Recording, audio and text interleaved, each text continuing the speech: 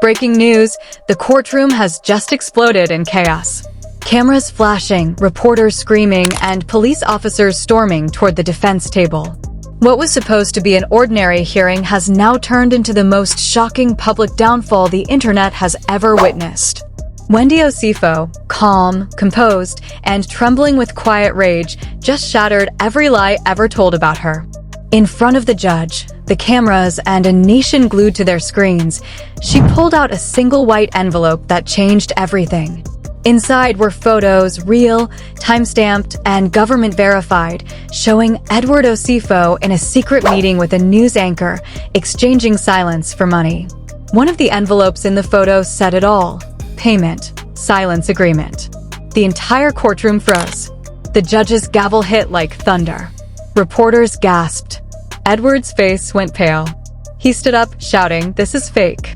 This is a setup." But Wendy didn't even flinch. Her voice cut through the noise like a blade. "You didn't just buy silence, Edward. You sold your soul." Within seconds, chaos broke out. Police surrounded Edward as his arrogance melted into fear. He tried to run, but the officers grabbed his arms. The sound of handcuffs echoed through the hall like justice finally breathing again. The crowd erupted. Phones went up. Social media caught fire. Hashtag Justice for Wendy and hashtag Edward Dragged Out started trending worldwide within minutes. People cried, shouted, and replayed the moment over and over again. This wasn't just a courtroom drama, it was history unfolding live. A woman's truth destroying a man's empire. A betrayal broadcast to the entire world. Because in that moment, Wendy didn't just win the case. She exposed the system itself. The sound of the judge's gavel echoed through the silent courtroom, but nothing could prepare anyone for what came next. Cameras were already rolling, reporters were whispering, and the air itself felt electric, heavy with secrets, trembling with truth. Wendy Osefo stood slowly, her hands shaking, but her eyes locked on Edward. She didn't look like a woman seeking pity, she looked like a storm ready to strike. "Your Honor," she began, her voice steady, "I'm not here to argue. I'm here to expose." The crowd leaned forward. Even the judge froze.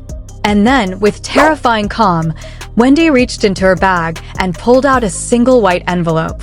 The moment she placed it on the table, the cameras started flashing like lightning. Inside that envelope were photographs, raw, undeniable proof of Edward's betrayal. The first photo showed him sitting in a dimly lit room with a well-known news anchor. Between them, a stack of cash and confidential files. The second showed that same anchor smiling, holding a document stamped, payment, silence agreement. Gasps tore through the courtroom. Reporters shouted questions. One even fainted. The judge slammed his gavel. "Order in the court." But it was too late, the storm had begun. Edward's mask shattered.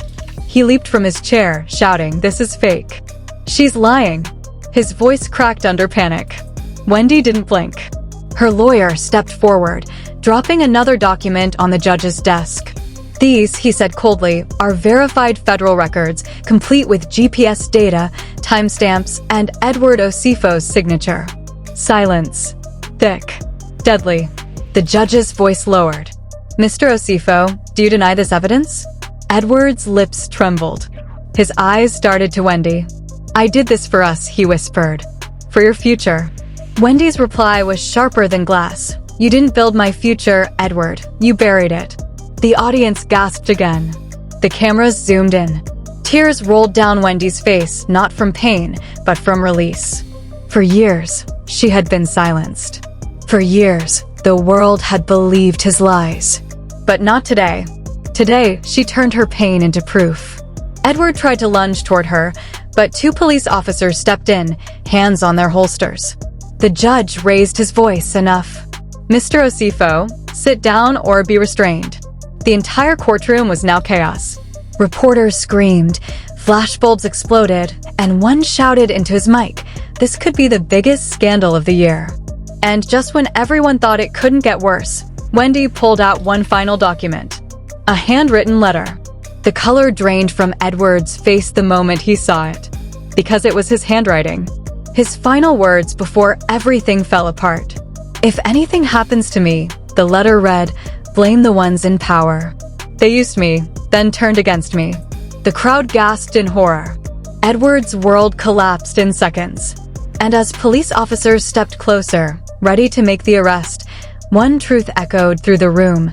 Wendy didn't just speak. She detonated. The courtroom was no longer a place of law, it was a battlefield. Chaos thundered through the room as officers moved in. Flashes burst from every direction, and the world watched Edward Osefo's empire collapse in real time. Wendy stood frozen in the center, her face pale but unshaken. The very man who once controlled headlines, manipulated narratives, and silenced truth was now trembling before her. The reporters could barely believe what they were witnessing. The same Edward who used to walk into studios with confidence was now cornered like a criminal, gasping for air. "Mr. Osefo, you're under arrest," the officer announced firmly. Those words hit harder than any verdict. Edward tried to protest, screaming, "This is a setup. They made me do it, but no one listened." His voice was drowned out by the roar of cameras and gasps of disbelief. Wendy turned her back for a moment, tears streaming down her face. This wasn't victory, it was heartbreak. The man she once trusted, loved, and built a life with had sold everything sacred for greed and fame. The pain in her eyes told the whole story. This wasn't about revenge anymore, it was about survival. As police handcuffed Edward, he kept shouting, "You don't understand. I was protecting us." Wendy faced him one last time, her voice breaking but fierce. "You weren't protecting us, Edward. You were protecting your secrets." The room fell silent. Even the judge lowered his head. The sound of the handcuffs locking echoed like the final note of a tragedy. Outside, the news had already broken. Every major outlet flashed the headline, "Wendy Osefo exposes Edward, courtroom erupts in scandal." Social media was a war zone. Millions of tweets, posts, and videos, people screaming, crying, cheering. #Justice for Wendy hit #1 worldwide in under an hour. Inside the courtroom, Edward's defiance turned into collapse. He looked around, desperate for allies, but there were none left. Even his lawyers backed away. The walls that once protected him were gone. His empire of lies had burned to ash, live on television. Reporters whispered that federal agents were already waiting outside, that this wasn't just about court manipulation anymore, but about something far bigger. Allegations of bribery, hidden accounts, media control. Edward's crimes were just beginning to unravel. As he was dragged toward the exit, Edward screamed again, "Wendy, you'll regret this." But her silence hit harder than any reply. She simply whispered to herself, "No one regrets the truth." The crowd erupted into chants. Reporters shoved microphones toward Wendy, desperate for a comment, but she said nothing. Just one quiet tear slid down her cheek as the cameras flashed. And as Edward disappeared through the courtroom doors, handcuffed, shouting, broken, one thought echoed through every mind in that room. This wasn't justice served, this was justice unleashed. The courtroom doors slammed shut behind Edward Osefo, but the echoes of that moment refused to die. Outside, the world was losing its mind. Reporters screamed into live cameras, crowds pushed against barricades, and the words, "Edward Osefo arrested," burned across every TV screen in America. The man once hailed as a media genius was now the face of corruption, handcuffed, disgraced, and destroyed by the very woman he thought he could silence. Inside the courtroom, Wendy sat back down. Her hands were trembling, not from fear, but from release. For the first time in years, she could breathe. The lies that had haunted her, the manipulations that nearly broke her, were finally exposed. Yet her eyes were full of tears, not victory, not pride, but grief. Because when truth wins, something else always dies. The judge quietly exited. The reporters, still stunned, whispered like ghosts. "Did you see her face?" one murmured.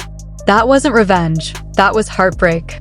Meanwhile, outside, Edward was being pushed into the back of a police van. He shouted to anyone who'd listen, "They used me. They all used me." But no one cared. His words were drowned by chants from the crowd, "Justice for Wendy.